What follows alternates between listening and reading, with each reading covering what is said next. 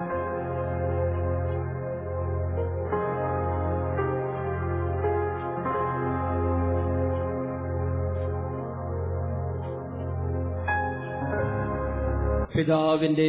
പുത്രന്റെയും പരിശുദ്ധാത്മാവിന്റെയും നാമത്തിൽ ഈശോ മിശിഹായ്ക്ക് സ്തുതിയായിരിക്കട്ടെ. ഹല്ലേലൂയ, ഹല്ലേലൂയ, ഹല്ലേലൂയ, ഹല്ലേലൂയ. ഈശോയിൽ സ്നേഹിക്കപ്പെട്ടവരെ, യേശുവിന്റെ ദിവ്യ വചനങ്ങൾ കേൾക്കാൻ വേണ്ടി കാതോർത്തിരിക്കുന്ന ദൈവമക്കളെ, കഴിഞ്ഞ എപ്പിസോഡിൽ ഞാനൊരു ഡോക്ടറുടെ കാര്യം പറഞ്ഞു. അദ്ദേഹം പറയുന്നു, കൊളോസോസ് 3:16 അദ്ദേഹം ഒരു വചനം വായിച്ചു, ക്രിസ്തുവിന്റെ വചനം നിങ്ങൾ സമൃദ്ധമായിട്ട് വസിക്കട്ടെ. പക്ഷെ അദ്ദേഹത്തിന് വചനം എത്ര വായിച്ചാലും ഉള്ളിൽ അത് സൂക്ഷിക്കാൻ പറ്റുന്നില്ല. അദ്ദേഹം എന്നോട് പറയുന്നത്, ഞാൻ ഇപ്പോൾ വായിച്ച് പഠിച്ച വചനം അത് രാത്രി കിടക്കാൻ നേരത്ത് ആലോചിച്ച് ഒന്നും അറിയത്തില്ല, നാളെ രാവിലെ എടുത്താലും എനിക്കൊന്നും കിട്ടുന്നില്ല. എന്നാൽ മെഡിക്കൽ ലൈനിൽ പത്രം വായിച്ച് കാണുന്ന കാര്യങ്ങൾ, ഇപ്പോൾ ഒരു കഴിഞ്ഞ ആഴ്ച വായിച്ച പത്രത്തിലെ കാര്യങ്ങളും എനിക്കെല്ലാം നല്ല ഫോട്ടോഗ്രാഫിക് മെമ്മറി എന്ന് പറയും, അതുപോലെ എനിക്ക് ആ പേജും അതിലുള്ള ലേഖനത്തിന്റെ രൂപമെല്ലാം എനിക്ക് ഓർമ്മ വരും. വാചനം മാത്രം കിട്ടുന്നില്ല. അപ്പൊ ഞാൻ ഒന്നും കൂടി ധ്യാനിക്കാൻ പറഞ്ഞുകൊണ്ട് അദ്ദേഹം ഇവിടെ ധ്യാനിക്കാനായിട്ട് വന്നു. അപ്പോഴാണ് ഞാൻ അദ്ദേഹത്തിന്റെ സന്ദേശം നൽകിയത്. യോഹന്നാൻ 5:38. യോഹന്നാൻ 5:38 നമ്മളിങ്ങനെ വായിക്കുന്നു,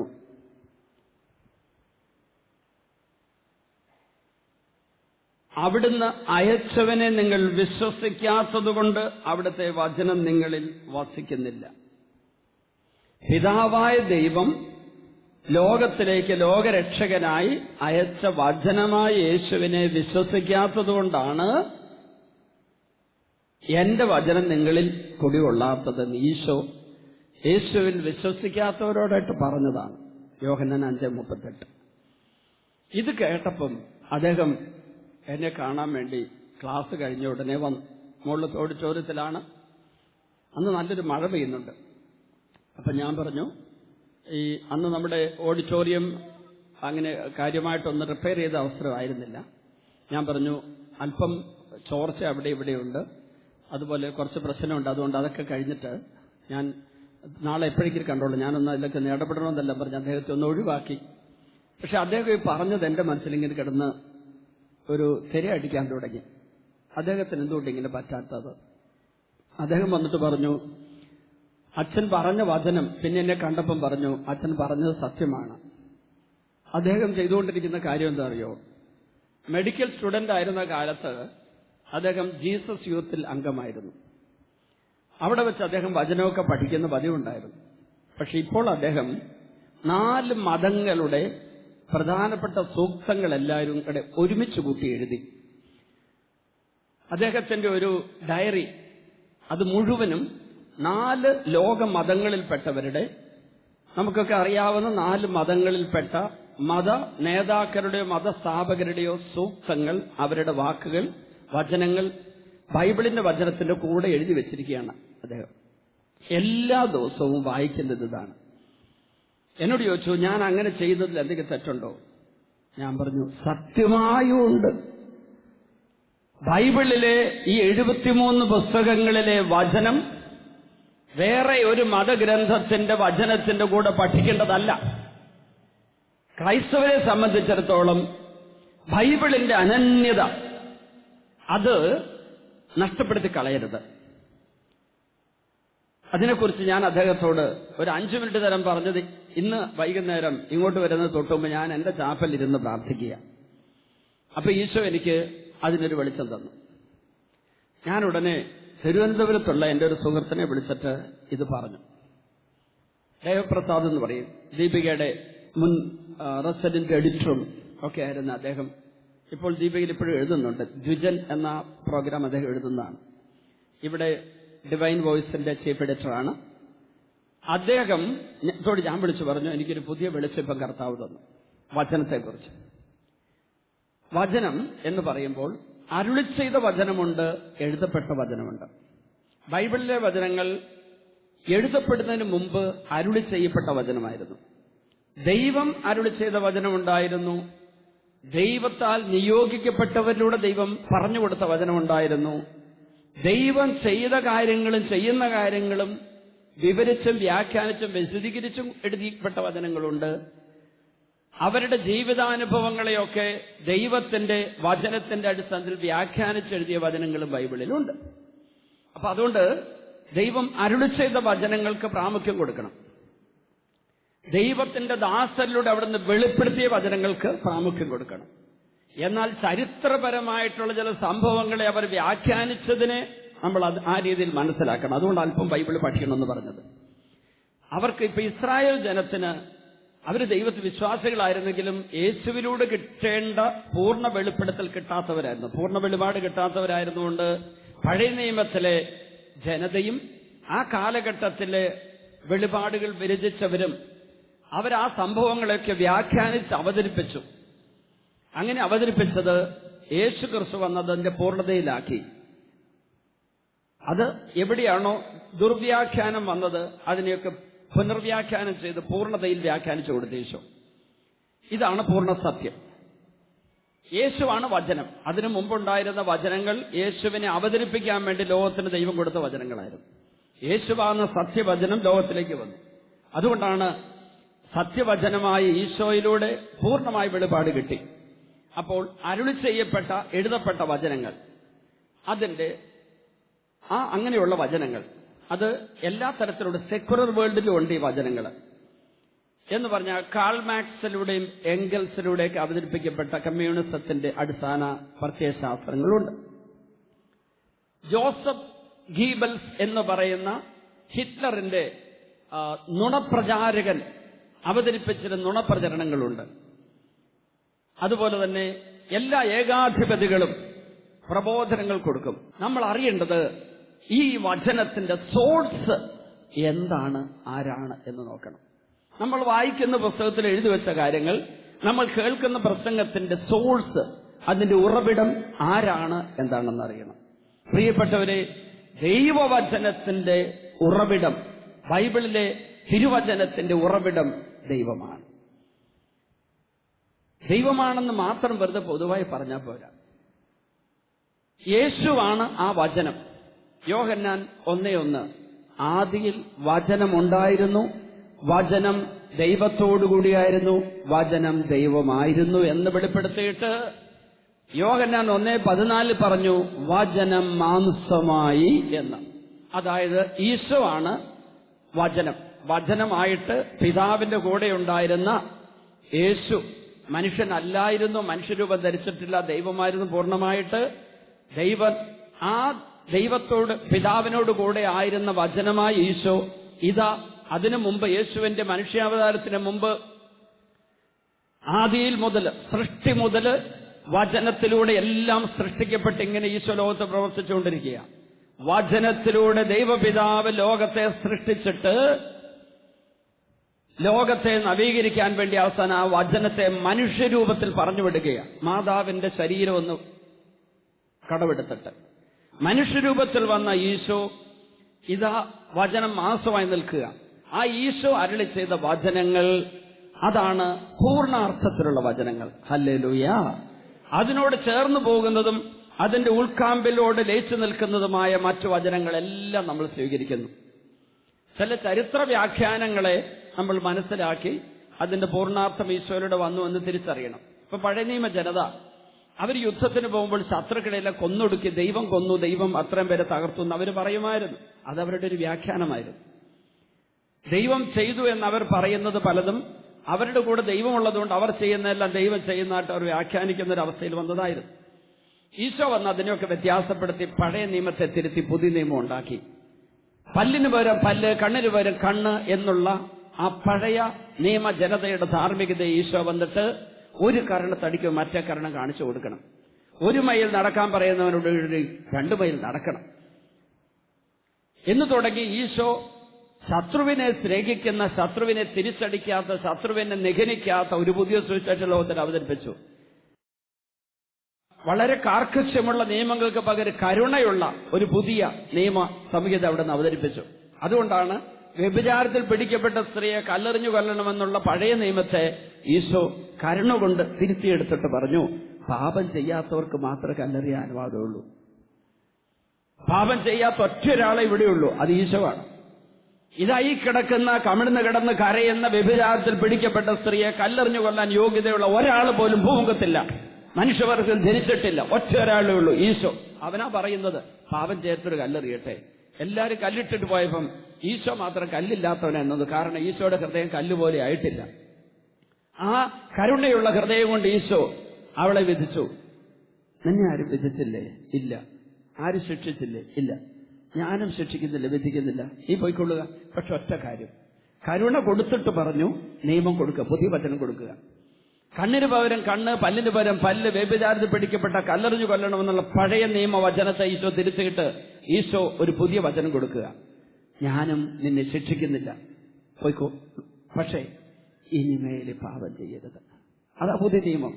അപ്പൊ ഈശോ കരുണയുടെ ദൈവമാണെന്ന് പറഞ്ഞ് എന്തും ചെയ്യാമെന്ന് ആരും കരുതണ്ട. മാർപ്പാപ്പ ഇപ്പം കരുണയുടെ വർഷം പ്രഖ്യാപിച്ചു. കരുണയുടെ സുവിശേഷ ലോകം മുഴുവൻ പറയുക. അതുകൊണ്ട് ഒന്നും തിരുത്താൻ പാടില്ല, തെറ്റ് ചെയ്യരുതെന്ന് പറയാൻ പാടില്ല. എല്ലായിടത്തും കരുണ കരുണ കരുണ. ഈശോയുടെ കരുണ കരകവിഞ്ഞൊഴുകിയത് ഒരു വലിയ ധാർമ്മിക പ്രബോധം നൽകിക്കൊണ്ടാണ്, പാപം ചെയ്യരുതെന്ന് പറഞ്ഞുകൊണ്ടാണ്. പഴയ നിയമ ജനതയെ അവരെ മോശയുടെ നിയമം വ്യാഖ്യാനിച്ച് വ്യഭിചാരത്തിൽ പിടിക്കപ്പെട്ടവരെ കല്ലെറിഞ്ഞു കൊല്ലാമെന്ന് പറയുന്നു. അത് മോശയുടെ പേരിൽ അവര് വളർത്തിയെടുത്ത 10 കൽപ്പനകളെ വ്യാഖ്യാനിച്ചെടുത്ത നിയമമാണ്. ആ നിയമത്തെ ഈശോ തിരുത്തിക്കൊണ്ട് പറഞ്ഞു, പാപം ചെയ്യാത്തവർക്ക് കല്ലെറിയാം, ദൈവത്തിന് മാത്രം ഇത് പറ്റുള്ളൂ. പക്ഷെ ദൈവം ഒരിക്കലും കല്ലെറിയില്ല. ദൈവം പറഞ്ഞു, ഞാൻ വിധിക്കുന്നില്ല, ശിക്ഷിക്കുന്നില്ല, നിന്നെ രക്ഷിക്കാൻ പോവുക. രക്ഷയ്ക്ക് എന്താ ആവശ്യമുള്ളത്? ഇനി പാപം ചെയ്യാതിരിക്കുന്ന ഒരു പുതിയ നിയമം തരാം, അതനുസരിച്ച്. Sin no more. God who loves us unconditionally is forgiving our sins with one condition. God who loves us unconditionally is forgiving our sins with one condition. Sin no more. ഒരു വ്യവസ്ഥയും കൂടാതെ നമ്മെ സ്നേഹിക്കുന്ന ദൈവം ഒരു വ്യവസ്ഥയോടുകൂടിയാണ് പാപം ക്ഷമിക്കുന്നത്. ഇനി പാപം ചെയ്യരുത്. അതാണ് പുതിയ നിയമം. ഹല്ലേലൂയ. അപ്പൊ പ്രിയപ്പെട്ടവരെ, വചനത്തിന്റെ നമ്മൾ വായിക്കുന്ന പുസ്തകം, നമ്മൾ കേൾക്കുന്ന പ്രസംഗം, പ്രബോധനം, അതിന്റെ സോഴ്സ് എവിടെയാണെന്ന് നോക്കണം. ദൈവത്തിന്റെ വെളിപാടുകളുടെ പ്രത്യേകത, ദൈവത്തിന്റെ വെളിപാട്, എഴുതപ്പെട്ടതും അരുളി ചെയ്യപ്പെട്ടതുമായ വെളിപാടുകളിൽ ദൈവത്തിന്റെ ജീവനുണ്ട്. യോഹന്നാൻ 6:63. യോഹന്നാൻ 6:63, ഞാൻ നിങ്ങളോട് പറഞ്ഞ വചനങ്ങൾ ആത്മാവും ജീവനുമാണ്. പ്രിയപ്പെട്ടവരെ, ഒരു ചെറിയ വചനമാണെങ്കിലും ഒരു മഹാവചനമാണത്.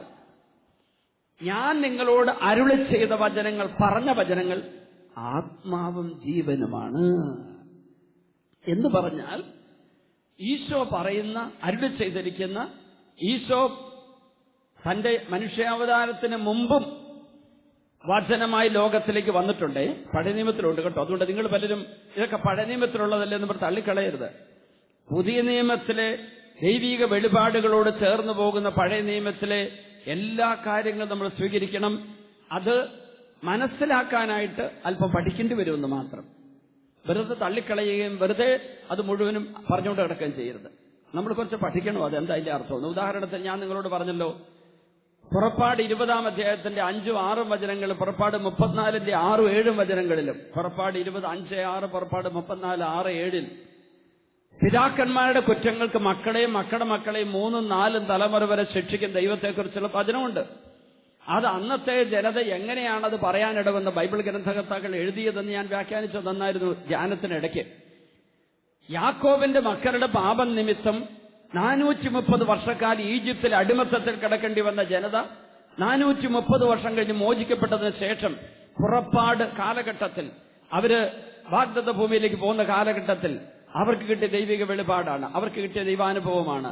അവരുടെ പൂർവികർ, യാക്കോബിന്റെ മക്കൾ ചെയ്ത പാപത്തിന്റെ ഫലമായി ഉണ്ടായ ദുരന്തമാണിത്.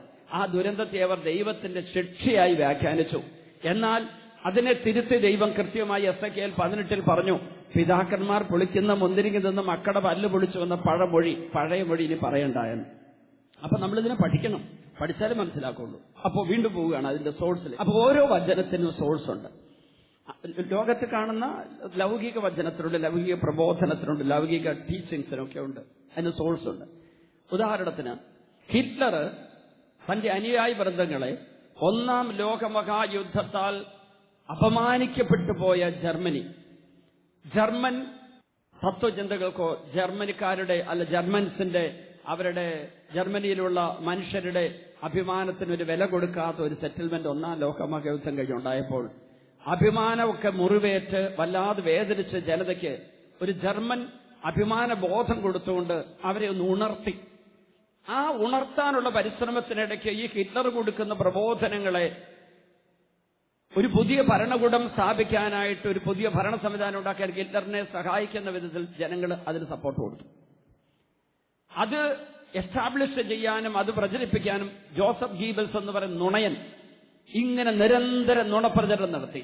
ഇതിന്റെ സോഴ്സ് ഇവിടെയാണ് ഞാൻ നിങ്ങളോട് ഒരു കാര്യം പറയുന്നത്. ദുഷ്ടനിൽ നിന്ന് വരുന്ന വെളിപ്പെടുത്തലുകൾ, ദുർജ്ഞാനത്തിലൂടെ വരുന്ന വെളിപ്പെടുത്തലുകൾ പിശാചിന്റെയാണ്. പിശാചിൽ നിന്ന് വന്ന ഈ വെളിപ്പെടുത്തലുകളാണ്, ദൈവിക വെളിപാടിനെതിരായിട്ടുള്ള ഈ വെളിപ്പെടുത്തലുകളാണ് അത്ര വലിയ കിരാത കൂട്ടക്കൊലയ്ക്ക് 60 ലക്ഷം യഹൂദരെ കൂട്ടക്കൊല ചെയ്ത ഹിറ്റ്ലറിന്റെ നടപടിയുടെ പിന്നിലെ കാരണം. 60 ലക്ഷം യഹൂദരെ നിഷ്കരണം വധിച്ചു. ഇത് തന്നെയാണ് റഷ്യയിൽ കമ്മ്യൂണിസ്റ്റ് ഭരണകൂടം ചെയ്തു കൂട്ടിയത്. അവിടെ 1.5 കോടി ആൾക്കാരെ കുഴിച്ചു മൂടിയപ്പോഴേക്ക് അതെല്ലാം അവരുടെ ഭരണകൂടത്തിന്റെ പിന്നിലുള്ള പ്രത്യയശാസ്ത്രത്തിൽ ന്യായീകരിച്ചവര് ഉയർത്തിപ്പിടിച്ചു. അതായത് നമ്മുടെ മുമ്പിൽ ദൈവത്തിന്റെ തിരുവചനം വരുമ്പോൾ ഈ വചനത്തിന്റെ പിന്നിലുള്ള സോഴ്സ് ദൈവം തന്നെയാണെന്ന് വിശ്വസിക്കണം. അപ്പോൾ ആ വചനത്തിനകത്ത് ദൈവം തന്നെയുണ്ട്. അതെങ്ങനെയാ? ആത്മാവും ജീവനുമായി ഈ വചനത്തിൽ ദൈവമുണ്ട്. അപ്പൊ നമ്മൾ ബൈബിൾ വായിക്കുമ്പോഴേ, ഇപ്പൊ എനിക്ക് ഇന്ന് ഒരു SMS കിട്ടി. ഞാൻ ഇങ്ങോട്ട് പോരാൻ വേണ്ടി പ്രാർത്ഥിച്ച് പള്ളിയിലിരിക്കുമ്പോൾ ഞാൻ എന്റെ മൊബൈലിൽ ഒരു സന്ദേശം സാധാരണ നോക്കാറില്ല, ശുശ്രൂഷയ്ക്ക് ഇടയ്ക്കോ ഒന്നും ഞാൻ നോക്കാറില്ല. എപ്പോഴും എല്ലാവരും ചോദിക്കും, അച്ഛൻ ഫോൺ എനിക്ക് നമ്പർ തരാവോ? അവസാനം എനിക്ക് വേറെ പണിയൊന്നും ഉണ്ടായില്ല, ഫോൺ അച്ഛൻ്റെക്ക് മാത്രമേ പണിയുണ്ടാവുള്ളൂ. അതെന്റെ ഒരു ശുശ്രൂഷയല്ല. അതുകൊണ്ട് നിങ്ങൾ കത്തെഴുതി ചോദ്യങ്ങൾ അയച്ചെന്നാലും ഞാൻ മറുപടി തരില്ല. വേണ്ടവർ ധ്യാനം കൂടി സംശയ നിവാരണം വരുത്തുക. ഇനി കൂടുതൽ കർത്താവിന്റെ ഉത്തരത്തിന് വേണ്ടി കാത്തിരിക്കാനേ പറ്റുള്ളൂ. അതാ ഞാൻ ആദ്യം പറഞ്ഞത്, കർത്താവിന്റെ കാത്തിരിക്കുക. കാരണം എല്ലാവർക്കും ചോദ്യോത്തരത്വം കൊടുക്കാനായിട്ട് ലോകത്തിൽ ആരെയും ദൈവം നിയോഗിച്ചിട്ടില്ല, എന്നെ നിയോഗിച്ചിട്ടില്ല. അതിനുള്ള അറിവ് എനിക്കില്ല. എനിക്കുള്ളത് ദൈവം നിങ്ങളുടെ മുമ്പിൽ പറയാനായിട്ട് എന്നോട് ദൈവം പറഞ്ഞു തരുന്ന കാര്യങ്ങൾ, വെളിപ്പെടുത്തരുന്ന കാര്യങ്ങൾ പറയാം. നിങ്ങൾ എന്നടുത്ത് എഴുതി ചോദിച്ച ചില ചോദ്യങ്ങൾക്ക് ഉത്തരവില്ലാഞ്ഞിട്ടല്ല എന്നോട് പരസ്യമായിട്ട് പറയാത്തത്. അങ്ങനെ ഒരു കാര്യത്തിന് പോയി നമ്മുടെ ശുശ്രൂഷ ബ്ലോക്ക് ആകുന്നതുകൊണ്ടാണ്. ഓക്കെ, അപ്പൊ എനിക്ക് SMS എഴുതി വെച്ചിരിക്കുന്ന കാര്യം ഇതാണ്: ഞാൻ എങ്ങനെ ബൈബിൾ വായിച്ചു തുടങ്ങണം? ഞാൻ ഒരു ബൈബിൾ വാങ്ങിയിട്ട് വായിച്ചു തുടങ്ങാൻ എനിക്ക് ഉള്ളിൽ തോന്നിപ്പോ ഞാൻ വാങ്ങി, എങ്ങനെ വായിക്കണമെന്ന് പറ. അപ്പൊ ഞാൻ ഉടനെ പറഞ്ഞു, പുതിയ നിയമം മത്തായിയുടെ സുവിശേഷം മുതൽ വെളിപാട് വരെ ആദ്യം വായിക്കുക. അത് കഴിഞ്ഞ് സങ്കീർത്തനങ്ങൾ, പ്രഭാഷകന്റെ പുസ്തകം, സഭാപ്രസംഗൻ, ജ്ഞാനത്തിന്റെ പുസ്തകങ്ങളൊക്കെ വായിക്കുക. അത് കഴിഞ്ഞതിന് ശേഷം പ്രവചന ഗ്രന്ഥങ്ങൾ വായിക്കാം. അത് കഴിഞ്ഞിട്ട് പിന്നെ ഉൽപ്പത്തി മുതൽ വായിച്ചു തുടങ്ങുക. ഇനി ഉൽപ്പത്തി മുതൽ ആദ്യം തന്നെ പുസ്തകം ബൈബിൾ ഉൽപ്പത്തി മുതൽ വായിച്ചാൽ മുഴുവൻ പിടി കിട്ടിയാൽ, അതുകൊണ്ട് ആദ്യം സുവിശേഷം, ന്യൂ ടെസ്റ്റമെന്റ് വായിക്കണം. പ്രിയപ്പെട്ടവരെ, അത് വായിച്ചിട്ട് അതിലുള്ള യേശുവിന്റെ വെളിപാടുകൾ ഉൾക്കൊണ്ട് ആ യേശുവിന്റെ വെളിപാട് വ്യാഖ്യാനിച്ച പൗലോസ് ശ്ലീഹായുടെയും പത്രോസ് ശ്ലീഹയുടെയും യാക്കോബ് ശ്ലീഹായുടെയും ഒക്കെ ലേഖനങ്ങൾ വായിച്ച് യോഹന്നാന് കിട്ടിയ വെളിപാടും വായിച്ചതിന് ശേഷം ഒരു കാര്യം ഞാൻ ശ്രദ്ധിച്ചു. ബൈബിള് പഠിക്കുമ്പോൾ ആദ്യം തന്നെ ചെയ്യേണ്ടത് 5-ാം നൂറ്റാണ്ടിൽ മാനസാന്തരപ്പെട്ട അഗസ്തീനോസിനെ ദൈവം എങ്ങനെ വചനത്തിലൂടെ വിശുദ്ധീകരിച്ചു എന്നുള്ളത് ഞാൻ വ്യാഖ്യാനിക്കാം. സ്ത്രീ ലംബടനായി ജീവിച്ചു, വിവാഹത്തിന് മുമ്പ് കാമുകിൽ ഒരു പുത്രൻ പോലും ജനിച്ചയാളാണ് ഈ അഗസ്തീനോസ്. അഗസ്തീനോസിനെ മാനസാന്തരപ്പെടുത്താൻ അമ്മയുടെ പ്രാർത്ഥനയാണ് കാരണമായി തീർന്നത്. 20 വർഷക്കാലം കണ്ണീരോട് അമ്മ പ്രാർത്ഥിച്ചിരുന്നു. ഒരു വേള അവനൊരു സ്വരം കേട്ടു, എടുത്ത് തുറന്ന് വായിക്കുക. Take, open and read. എന്താ എടുക്കേണ്ടത്? ബൈബിൾ എടുക്കുന്നതിന് മുൻപ് അതിന്റെ കൂടെ എന്റെ ജീവിതവും കൂടി എടുക്കണം. Take the Bible along with my life. എന്റെ ജീവിതം ഈ ബൈബിളിൽ കൂടി എടുക്കണം. 2, റീഡ്. ബൈബിൾ വായിച്ചിട്ട് ആ വചനത്തിലൂടെ എന്റെ ജീവിതത്തെ ഞാൻ വായിക്കണം. പക്ഷെ അതിനു മുമ്പ് ഓപ്പൺ. ബൈബിള് തുറക്കുന്നതിന്റെ കൂടെ എന്റെ ഹൃദയം തുറക്കണം, മനസ്സും തുറക്കണം. പക്ഷേ ചില ബുദ്ധിമാന്മാര്, ബുദ്ധിരാക്ഷസന്മാര്, ബൈബിൾ പണ്ഡിതന്മാരെന്ന് അഭിമാനിക്കുന്നവര്, ബൈബിളെ ദുർവ്യാഖ്യാനം ചെയ്യുന്നവര്, അങ്ങനെ ഞാൻ പറയുന്നുള്ളൂ. ബൈബിൾ പണ്ഡിതന്മാർ എല്ലാവരുമല്ല. ബൈബിളിനെ ദുർവ്യാഖ്യാനം ചെയ്ത് വചനത്തിലുള്ള ആത്മാവും ജീവനെ ഉൾക്കൊള്ളാത്തവര്, അവര് തലകൊണ്ടാണ് അവര് ബൈബിൾ പഠിച്ചത്, ബുദ്ധി കൊണ്ട് ബൈബിൾ പഠിച്ചു. ബുദ്ധിയും മനസ്സും കൊണ്ട് മാത്രം ബൈബിൾ പഠിക്കരുത്. ആത്മാവ് തുറക്കണം, ഹൃദയം തുറക്കണം, ഹൃദയം തുറന്ന് വായിക്കണം. പ്രിയപ്പെട്ടവരെ, ഞാൻ അന്ന് പറഞ്ഞ ഡോക്ടറല്ലേ ഇവിടെ ബൈബിൾ വായിക്കുമ്പോൾ ഒന്നും ഉൾക്കൊള്ളുന്നില്ല എന്ന് പറഞ്ഞ ആള്, അദ്ദേഹം എന്താ ചെയ്തത്? അദ്ദേഹം വേറെ 3 മതഗ്രന്ഥങ്ങൾ വായിച്ചു പഠിച്ചു, ബൈബിളും വായിച്ചു പഠിച്ചു. എല്ലാം പഠിച്ച തലകൊണ്ടാണ്. എന്നാൽ ഇത് എന്റെ തമ്പുരാന്റെ വചനഗ്രന്ഥമാണെന്ന് വിശ്വസിച്ച് അതിനെ എടുക്കാനും തുറക്കാനും ഒന്നും അയാൾ തയ്യാറായില്ല.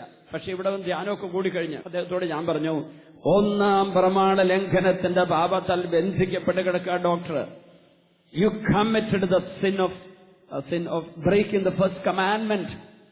1-ാം പ്രമാണ ലംഘനം. എന്റെ ദൈവമായ കർത്താവ് ഞാനാണ്, ഞാനല്ലാതെ മറ്റൊരു ദൈവം നിനക്ക് ഉണ്ടാകരുതെന്ന് പറഞ്ഞ വചനം, ആ കൽപ്പനയില്ലേ? മറ്റൊരു ദൈവം ഉണ്ടാകരുതെന്ന് പറഞ്ഞാൽ വേറെ ദൈവങ്ങളെന്നും പറഞ്ഞ് അവതരിക്കുകയോ പ്രബോധനം നൽകുകയോ ചെയ്യുന്നവരുടെ പ്രബോധനങ്ങൾ കേൾക്കുമ്പോൾ നിനക്ക് വേറെ ദൈവം ഉണ്ടാകുക. അത് പഠിക്കാൻ ശാസ്ത്രീയമായിട്ട് ഞാൻ പഠിച്ചിട്ടുണ്ട്. മറ്റു മതങ്ങളെക്കുറിച്ച് ഞാൻ പഠിച്ചു, ഈ പറഞ്ഞ കമ്മ്യൂണിസത്തെക്കുറിച്ച് ഞാൻ പഠിച്ചു. പക്ഷെ അതൊക്കെ ഈ ബൈബിളിൽ പറഞ്ഞ കാര്യങ്ങൾ സത്യമാണെന്ന് വിശ്വസിക്കാനോ അത് തെളിയിക്കാനും വേണ്ടി ഞാൻ പഠിച്ചതാണ്. അല്ലാതെ ഇത് സത്യമാണെന്നറിയാൻ മറ്റത് പഠിച്ചതല്ല. യേശു ദൈവമാണെന്ന്, ദൈവപുത്രൻ രക്ഷകനാണെന്ന് പറയാൻ വേണ്ടി ഞാൻ വേറെ മത നേതാക്കളെ പറഞ്ഞത് കേൾക്കാൻ പോകാൻ പാടില്ല. ഞാൻ ഒരു മതത്തെ കുറ്റപ്പെടുത്താൻ വേണ്ടി പറയുന്നതല്ല കേട്ടോ. നമ്മുടെ സത്യസുവിശേഷത്തിന്റെ അനന്യതയും യേശു ഏകരക്ഷകൻ എന്നുള്ള സത്യവും എത്ര വലുതാണെന്ന് നമ്മൾ പറയാൻ വേണ്ടി പറയുകയാണ്. അപ്പോ ഈ ഒരു കാര്യത്തില് അഗസ്തീനോസ് എടുത്ത് തുറന്ന് വായിച്ചു, ഹൃദയം തുറന്നു, ബൈബിൾ തുറന്നു, എടുത്തു, ബൈബിൾ എടുത്തു, ജീവിതം എടുത്തു, വായിച്ചു, അവന്റെ ജീവിതം ബൈബിളിലൂടെ വായിച്ചു. ഇങ്ങനെ വായിച്ചത്. ഇതെല്ലാം ചെയ്യുന്നത് കാലത്തിന്റെ പ്രത്യേകത അറിഞ്ഞുകൊണ്ട് വേണം. നിദ്ര വിട്ട് ഉണരേണ്ട മണിക്കൂറാണല്ലോ ഇത്. എന്തെന്നാൽ രക്ഷ നമ്മൾ ആരും പ്രതീക്ഷിച്ചതിനേക്കാൾ കൂടുതൽ അടുത്തെത്തിയിരിക്കുന്നു. രാത്രി കഴിയാറായി, പകൽ സമീപിച്ചിരിക്കുന്നു. ആകയാൽ നമുക്ക് അന്ധകാരത്തിന്റെ പ്രവൃത്തികൾ വെടിഞ്ഞ് പകലിന് യോജിച്ച വിധം മാന്യമായി പെരുമാറാം. സുഖലോലുപരിയിലോ മദ്യലഹരിയിലോ അവിഹിത വേഴ്ചയിലോ വിഷയാസക്തിയിലോ കലഹങ്ങളിലോ അസൂയയിലോ നിങ്ങൾ വ്യാപരിക്കരുത്. പ്രത്യേകത കർത്താവായ യേശു ക്രിസ്തുവിനെ ധരിക്കുക. ദുർമോഹങ്ങളിലേക്ക് നയിക്കത്തക്ക വിധം ശരീരത്തെപ്പറ്റി ആരും ചിന്തിക്കാതിരിക്കുക. ഈ ഒരൊറ്റ വചനത്തിന്റെ നിധികുംഭം ഈ അഗസ്തീനോസിന്റെ ജഡിക മനുഷ്യനായ അഗസ്തീനോസിന്റെ ഹൃദയത്തെ പിളർന്നു. അന്നവൻ മാനസാന്തരപ്പെട്ട് വിശുദ്ധനായി തീർന്നു, മെത്രാനായി തീർന്നു, സഭയുടെ മൽപ്പാന്മാരിൽ ഒരുവനായി. ഇന്നും ഞങ്ങൾ സെമിനാരി പഠിക്കുന്ന ദൈവശാസ്ത്ര ചിന്തകളുടെ അടിസ്ഥാനമൊക്കെ അഗസ്തീനോസിലൂടെ കൂടെ വന്നതാണ്. തോമസ് അക്വിനാസ്, അഗസ്തീനോസ് തുടങ്ങിയവരൊക്കെ വന്നതാണ്. ഈ അഗസ്തീനോസ് എന്ന വിശുദ്ധൻ എങ്ങനെയുണ്ടായി? ഈ തിരുവചനത്തിന്റെ ശക്തി, ആത്മാവ് ജീവനുമായ വചനം അവന്റെ ഉള്ളിൽ പ്രവേശിച്ചു. അപ്പൊ പ്രിയപ്പെട്ടവരെ, ഈ ധ്യാനമൊക്കെ കഴിഞ്ഞ് നിങ്ങൾ പോകുമ്പോഴും, ഇപ്പൊ ധ്യാനം കൂടി വീട്ടിലിരിക്കുന്നവരെല്ലാം, എന്നെ കേട്ടുകൊണ്ടിരിക്കുന്നവരെല്ലാം ഈ വചനത്തെ എങ്ങനെയാ സമീപിക്കേണ്ടത് ഞാൻ പറയും. മനുഷ്യന്റെ വചനങ്ങൾ ദൈവത്തിൽ വിശ്വസിക്കാത്തവരുടെ, ദൈവത്തോട് ചേർന്നിരിക്കാത്തവരുടെ വചനങ്ങൾ പ്രബോധനങ്ങളായി, ലേഖനങ്ങളായി, എഴുത്തുകളായി, പുസ്തകങ്ങളായി നമുക്ക് കിട്ടും. അതിലൂടെ പ്രത്യയശാസ്ത്രങ്ങൾ അവതരിപ്പിക്കപ്പെടും. അത് നമ്മുടെ ആത്മാവിന് ഉപകാരപ്പെടില്ല. ഒരുപക്ഷെ അറിവ് എന്ന് പറഞ്ഞാൽ ബുദ്ധിക്ക് കുറെ അറിവ് കിട്ടും. അത് നിന്റെ മനസ്സിനെ പ്രകാശിപ്പിക്കുകയും ചോദിച്ചാൽ, ദൈവിക ജ്ഞാനം ആത്മാവിൽ വരുന്നതാണ് മനസ്സിനെ പ്രകാശിപ്പിക്കേണ്ടത്, ഹൃദയത്തിൽ വരുന്നത്. ജ്ഞാനം എന്നതിന് പറയും. വിജ്ഞാനം, സജ്ഞാനം. പ്രൊഫസർ സുകുമാർ അഴീക്കോടിന്റെ വാക്കുകൾ കടമെടുത്താൽ അതിലൂടെ കിട്ടുന്ന സാധാരണ അനുഭവത്തിലൂടെ കിട്ടുന്ന അറിവും ശാസ്ത്രീയ അറിവ് കൊണ്ടും നമുക്ക് തലവലുതാകും. മനസ്സിന് കുറച്ചൊക്കെ കിട്ടും ഉപകാരം. പക്ഷേ ആത്മാവിൽ കിട്ടും ദൈവിക വെളിപാട്, ജ്ഞാനം. അത് ദൈവത്തിൽ വരുന്നതാണ്. അത് ആത്മാവിലേക്ക് വരൂ. കറയും കുറവും ഇല്ലാത്ത ആത്മാവിലേക്ക് വരൂ. അതിന് ഈ വചനം നമ്മൾ പഠിക്കണം. അപ്പൊ നിങ്ങൾക്ക് വചനത്തിന്റെ അർത്ഥം മുഴുവൻ പിടികിട്ടിയില്ലെങ്കിലും ബൈബിൾ ദാഹത്തോടെ വായിക്കുക. അന്ന് പറഞ്ഞ ഡോക്ടർ ബൈബിൾ എടുത്തിങ്ങനെ ഈ എല്ലാ മതഗ്രന്ഥങ്ങളൊക്കെ മാറ്റി വെച്ചിട്ട് ബൈബിൾ മാത്രം എടുത്തു. ഇത് പോയി കുമ്പസാരിച്ചു ഇവിടെ വെച്ച്. അത് കഴിഞ്ഞിട്ട് ബൈബിൾ ഗ്രന്ഥം മാത്രം എടുത്ത് അദ്ദേഹം ബൈബിള് ഒരു അവസാനത്തെ ദിവസം 2 ദിവസം നെഞ്ചോട് ചേർത്ത് വെച്ചുകൊണ്ടാണ് ധ്യാനം മുഴുവൻ പങ്കെടുത്തത്. ബൈബിൾ ഇങ്ങനെ എടുത്ത് നെഞ്ചോട് ചേർത്ത് വെച്ചുകൊണ്ട് ധ്യാനം മുഴുവൻ കേട്ടു. അദ്ദേഹം എന്നോട് പറഞ്ഞു, അദ്ദേഹം രാത്രി ഉറങ്ങിയപ്പോഴും നെഞ്ചോട് ബൈബിൾ ചേർത്ത് വെച്ചു. ഒരു ചെരിഞ്ഞ് അദ്ദേഹം കിടക്കും ഒരു വശത്തേക്ക്, നെഞ്ചോട് ചേർത്ത് വെച്ച് കിടന്നു. അത് കഴിഞ്ഞിട്ട് അദ്ദേഹത്തിന്റെ ജീവിത പങ്കാളി മരിച്ചുപോയതാണ്. അദ്ദേഹത്തിന്റെ മക്കൾ ഒരു ദിവസം മുതൽ മകന്റെ ഭാര്യ ഈ ഡോക്ടറോട് അപ്പൊ എന്താ കാണിക്കുന്നത്, എപ്പോഴും ഈ ബൈബിൾ ഇങ്ങനെ നെഞ്ചോട് ചേർത്ത് വെച്ചിരിക്കുന്നത്, ബൈബിൾ വായിക്കാനുള്ളതല്ലേ? അപ്പൊ പറഞ്ഞു, ഞാൻ ഈ ബൈബിളിനെ നിലത്തിട്ട് ചവിട്ടി തുപ്പി എന്നതുപോലെ പെരുമാറി. കാരണം ഈ ബൈബിളിനെ ഞാൻ മറ്റു മതഗ്രന്ഥങ്ങളുമായിട്ട് ഒന്നായിട്ട് പരിഗണിച്ചു. ഒരുപക്ഷെ നമ്മുടെ ഇതിന്റെ ബാഹ്യമായ പ്രകടനമായിട്ടൊരു കാര്യം പറയട്ടെ, ബൈബിൾ ഒരിടത്ത് വെച്ച് അതിന്റെ മുകളിൽ വേറൊന്ന് കയറ്റി വെക്കരുത്. വേറൊരു മതഗ്രന്ഥവും വേറൊരു പുസ്തകവും ആ ബൈബിളിന്റെ മുകളിൽ വെക്കരുത്. അതിനെ പവിത്രമായി സൂക്ഷിക്കണം. അതിന്റെ അകത്തുള്ള വചനത്തിന്റെ അകത്ത് ജീവനുണ്ട്, ആത്മാവുണ്ട്, ദൈവത്തിന്റെ ശക്തിയുണ്ട്. അത് ലോകത്തിന്റെ പാഴ്വചനങ്ങളും ലോകത്തിന്റെ തെറ്റായ പ്രബോധനങ്ങളുമാണ് നിങ്ങൾ വായിക്കുന്നതെങ്കിൽ, അത് പൈശാചികതയുള്ള പ്രബോധനമാണെങ്കിൽ അതിലൂടെ പിശാചിന്റെ ശക്തി നമ്മിലേക്ക് വരും. അപ്പൊ ദൈവത്തിന്റെ വചനം വായിച്ചാൽ ദൈവത്തിന്റെ ശക്തി നമ്മിലേക്ക് വരും, ജീവൻ വരും, പരിശുദ്ധാത്മാവ് വരും. പരിശുദ്ധാത്മാവിലൂടെ നമ്മുടെ ജീവിതത്തിൽ വലിയ മാറ്റങ്ങൾ ഉണ്ടാവും. ഇതാണ് ഈശോ യോഹന്നാന്റെ സുവിശേഷം 11-ാം അധ്യായത്തില് ലാസറേ പുറത്തു വരിക എന്ന് കൽപ്പിച്ചപ്പോൾ ചീഞ്ഞഴിഞ്ഞു കിടന്നിരുന്ന ലാസറിന്റെ ശരീരത്തിലേക്ക് യേശുവിന്റെ അധരങ്ങളിലൂടെ ഒഴുകിയ തിരുവചനത്തിന്റെ ശക്തി, ആത്മാവ് ജീവനുള്ള വചനത്തിന്റെ ശക്തി ചീഞ്ഞഴിഞ്ഞ ശരീരത്തിലെ കോശങ്ങളെ പുനർജീവിപ്പിച്ചു. ആ ഓരോ കോശവും ജീവൻ പ്രാപിച്ചു. ശരീരത്തിന്റെ സന്ധിബന്ധങ്ങളും എല്ലാം വീണ്ടും ശക്തി പ്രാപിച്ചു. അത് ജീവനുള്ള ശരീരമായി മാറിയില്ലേ? അവനാ ജീവനോട് പുറത്തേക്ക് വരുന്നത്. എന്ന് പറഞ്ഞാൽ ഈ ലാസർ മരിക്കുമ്പോഴുണ്ടായിരുന്ന രോഗമുണ്ടല്ലോ, ആ രോഗം പോലും അപ്പൊ ശരീരത്തിലില്ല. ഒരു പുനർനിർമ്മിക്കപ്പെട്ട ശരീരം ഇതാ എഴുന്നേറ്റ് വരുന്നു. ഇതാണ് വചനത്തിന്റെ ശക്തി. ആദിയിൽ എല്ലാം ഉണ്ടാകട്ടെ എന്ന് പറഞ്ഞ് സൃഷ്ടിച്ച ദൈവം, ആ ദൈവം യേശുവിലൂടെയാണല്ലോ സൃഷ്ടിച്ചത്. ആ ഈശോ ഇവിടെ നിൽക്കുന്നത് ചീഞ്ഞ ലാസറിന്റെ ശരീരത്തിന്റെ മുമ്പിൽ, ആ കല്ലറയുടെ മുമ്പിൽ, ആ ഗുഹയുടെ മുമ്പിൽ നിന്നിട്ട് ലാസറെ പുറത്തു വരിക എന്ന് പറയുമ്പോൾ ഈ ചീഞ്ഞ ശരീരത്തിലേക്ക് യേശുവിന്റെ വചനങ്ങൾ അധരങ്ങളിൽ നിന്ന് ഒഴുകിച്ചെന്നത് പ്രവേശിച്ചപ്പോൾ അത് ജീവനുള്ളതായി മാറിയില്ലേ? അതുപോലെ ജീവനുള്ള വചനമാണിത്. വിശ്വസിച്ചെടുത്ത് വായിക്കണം, വിശ്വസിച്ചെടുത്ത് ധ്യാനിക്കണം, അത് ഹൃദയസ്ഥമാക്കണം. അപ്പോൾ വചനം നമ്മൾ സമർത്ഥമായിട്ട് വസിക്കും. പ്രിയപ്പെട്ടവരെ, എഴുന്നേറ്റ് നിൽക്കാം. രണ്ട് കരങ്ങളും സ്വർഗത്തിലേക്ക് ഉയർത്തി ഇങ്ങനെ പ്രാർത്ഥിക്കുന്നു. കർത്താവായ ഈശോയെ, വചനത്തിന്റെ ജീവനാൽ, വചനത്തിന്റെ അഗ്നിയാൽ ഞങ്ങളെ ജ്വലിപ്പിക്കണമേ. ഹല്ലേലൂയ, ഹല്ലേലൂയ, ഹല്ലേലൂയ, ഹല്ലേലൂയ. വചനം വായിക്കുവാനും ധ്യാനിക്കുവാനും പഠിക്കുവാനും പഠിപ്പിക്കുവാനും ഞങ്ങൾക്ക് ശക്തി തരണമേ. ഹല്ലേലൂയ, ഹല്ലേലൂയ, ഹല്ലേലൂയ, ഹല്ലേലൂയ, ഹല്ലേലൂയ.